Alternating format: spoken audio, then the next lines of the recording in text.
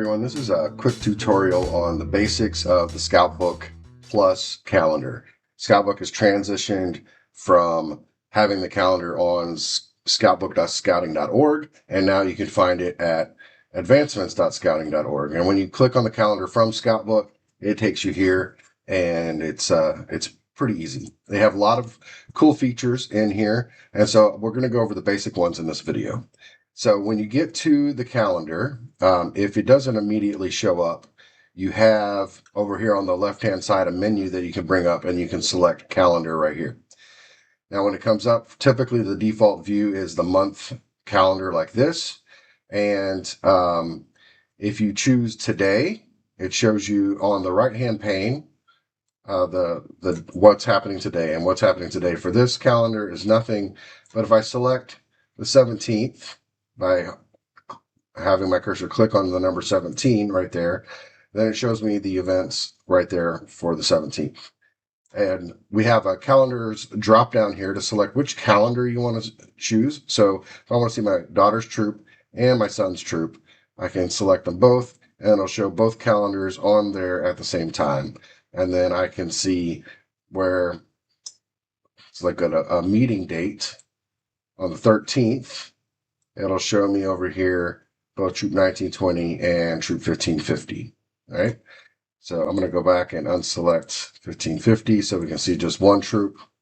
Now, there's multiple different ways you can view this. Over here on the right side, you can select a week. So we can see what's happening in a week. You can choose a grid. This is a nice one to just see just the events and some information about the events all at once. And then there's also list, which is similar, but it's more truncated. You don't have as much information here.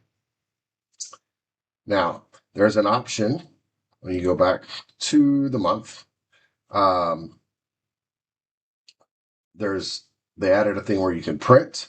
So if you want to say, see the list, and you want to print out that list for whatever reason, then it gives you the option to do that.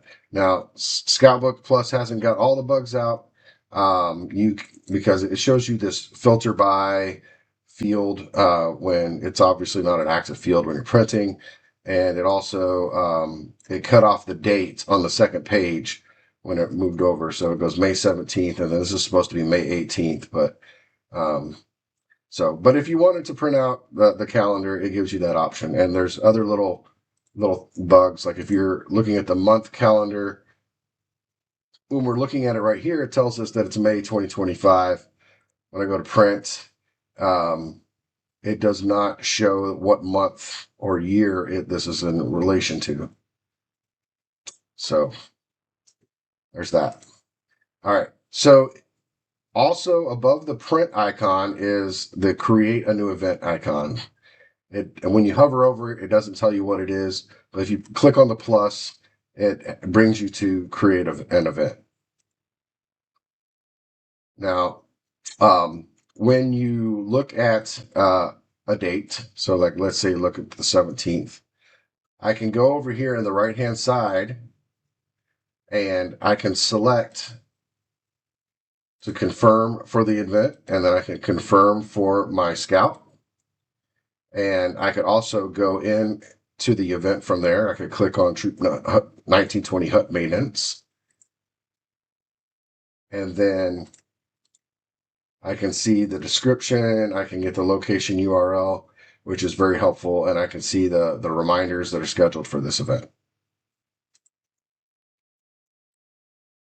Additionally, you'll notice with the calendars drop down, you have the option for patrol calendars. So patrols can have their own events. And there's also the search by event name. So like if I wanted to say, look for just meetings, it'll show me just meetings. And so it'll filter out that. Or if I wanted to say, I want to see campouts.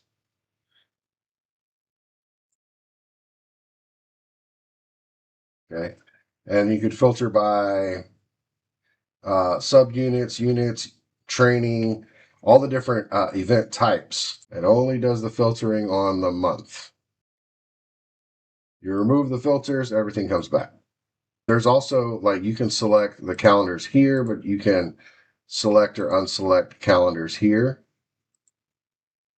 And down here, this is a really important thing. Um, all of your adults should go here and copy the URL for the troop calendar and save it to their calendar on their phone. And I'll come up with another video to show how to do that. You should do it from your phone so you can add it to your phone, or you can copy the URL and you could go to your